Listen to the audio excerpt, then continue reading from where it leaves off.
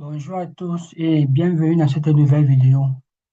Comme vous le savez déjà, moi c'est l'étudiant Idriss Kobo. Je suis étudiant en Master 1 Physique fondamentale et application à l'Université d'Orléans. Aujourd'hui, nous abordons une nouvelle bourse, qui est la bourse Ampère de l'École normale supérieure de Lyon. Pourquoi la bourse Ampère? Comme tu le rappelle, la bourse Ampère est une bourse qui offre une allocation mensuelle de 1000 euros pendant 10 mois avec des stages rémunérés. Alors, comment candidater à la bourse Ampère? C'est simple. Pour candidater à la bourse Ampère, vous partez dans Google et au niveau de la barre de, de recherche, soit dans un PC ou dans un smartphone, vous insérez le lien suivant. Donc, je mettrai le lien en commentaire afin que vous puissiez le faire vous-même. Et puis, vous tapez sur Ancré. Maintenant, vu que moi, j'ai déjà créé mon compte Candence l'année dernière, c'est pourquoi directement, on affiche mon adresse email et mon mot de passe. Maintenant, pour les personnes qui n'ont pas encore créé du compte Candence, vous venez juste sur Créer un compte. En cliquant sur Créer un compte, une page va s'afficher dans laquelle vous allez renseigner votre nom, votre prénom, euh, votre date de naissance, euh, l'adresse email et votre mot de passe. Et une fois que vous avez renseigné tous ces éléments, vous allez partir sur suivant. Et en partant sur suivant, vous allez recevoir un email de confirmation. Maintenant, et vous allez partir entrer dans cet email et confirmer la création de votre compte. Et une fois que vous avez cliqué sur cet email, alors votre compte Candence a déjà été créé. Et une fois que le compte a été créé, vous pouvez le candidater à la bourse Ampère de l'École normale supérieure de Lyon. Alors, et, et une fois que vous avez créé le compte, vous pouvez donc entrer dans le lien et ces éléments vont s'afficher et vous appuyez sur se connecter. En appuyant sur se connecter, ça c'était l'ancienne candidature dont j'avais fait. Donc vous venez ici sur ajouter une candidature. Dans ajoutant une candidature, ça c'est l'ancienne candidature dont j'avais fait. Ici, vous cliquez sur civilité, monsieur, mettez votre nom, votre prénom. Ici, vous mettez votre euh, date de naissance. Ici, le pays de naissance. Ici, la commune, c'est là où vous êtes né. Moi, je suis né en Côte-d'Ivoire. Et ici, votre nationalité. Non, si vous avez une deuxième nationalité, vous mettez ici. Mais vu que moi, je n'en ai pas, vous laissez la case vide. Maintenant, ici, c'est vos coordonnées. L'adresse, bon, Emi Ngwakile, Yaoundé Ngwakile, dans la ville et le quartier. D'accord, complément d'adresse. Si vous voulez, vous pouvez mettre la rue, euh, ou alors, si vous ne connaissez pas la rue, vous laissez. Maintenant, le code postal. Ok, ici, j'ai mis le code postal de notre université 812 et la commune de Yaoundé-Croix. Maintenant, ici, le pays dans lequel vous résidez actuellement et votre numéro de téléphone. C'est 58 87 09 19. Donc ici, il va falloir réduire vu que les caractères sont limités. OK. Maintenant ici, c'est l'adresse email va s'afficher directement, non pas à l'étape suivante. Maintenant, à la page suivante, ici, on demande identifiant national d'étudiant. Ici, concerne uniquement les, les personnes qui sont actuellement en France. Donc, si tu candidates depuis la France, c'est obligatoire de remplir cette ce champ. Mais pour une personne qui candidate hors de la France, alors ce champ n'est pas obligatoire. Ça ne concerne pas. Maintenant, ici, bénéficiez-vous d'une bourse de critères sociaux? Alors, vous cochez non. Ici, maintenant, je suppose que nous sommes à l'étranger. Dans le baccalauréat, avez-vous eu le baccalauréat, le type de baccalauréat? Ici, vous déroulez, vous mettez étranger. OK. Maintenant, ici, c'est l'année d'obtention. Bon, j'ai mis l'année d'obtention 2020. Maintenant, ici, ça veut que baccalauréat, vous déroulez, vous allez voir les différents types de baccalauréat qui existent. Et vous sélectionnez le baccalauréat qui vous correspond autant pour moi. Vous sélectionnez, vous cherchez le baccalauréat qui vous correspond. Donc ici, je vais chercher je vais prendre le bac C, sciences mathématiques et physique. Et ici, vous mettez la mention bien. Maintenant, votre, le pays où vous avez obtenu le bac, c'est où? Vous déroulez, vous allez voir le Cameroun et vous mettez maintenant l'établissement où vous avez obtenu le bac. Ici, vous mettre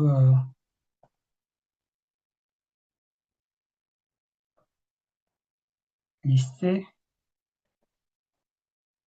d'un côté. Dans la ville, c'est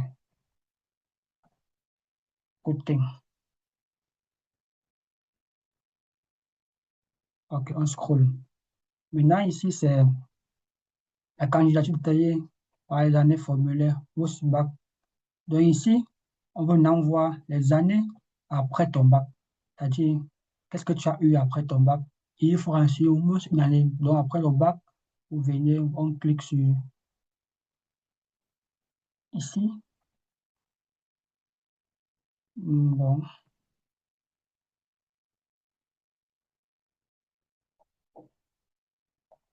Donc après le bac, vous allez voir l'onglet ici. Vous cliquez sur l'onglet Ajouter.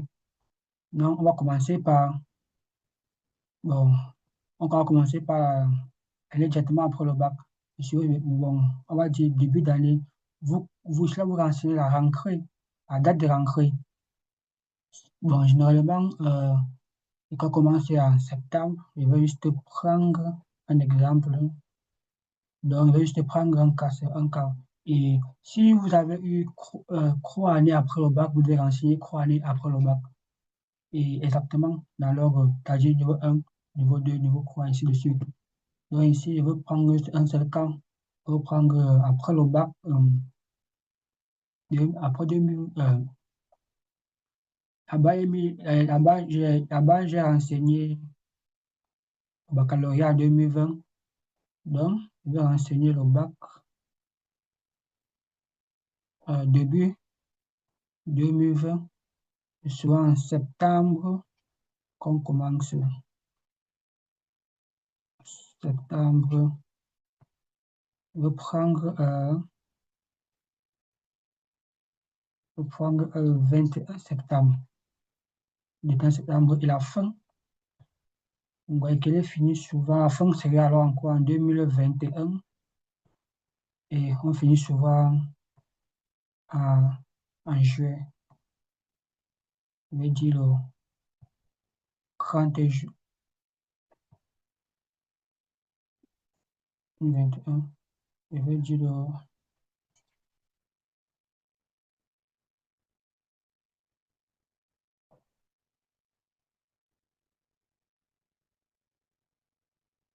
vous avez aussi la possibilité d'écrire directement hein, le 30,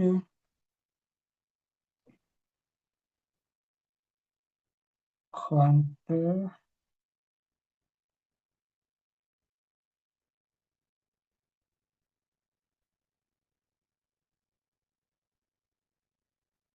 07,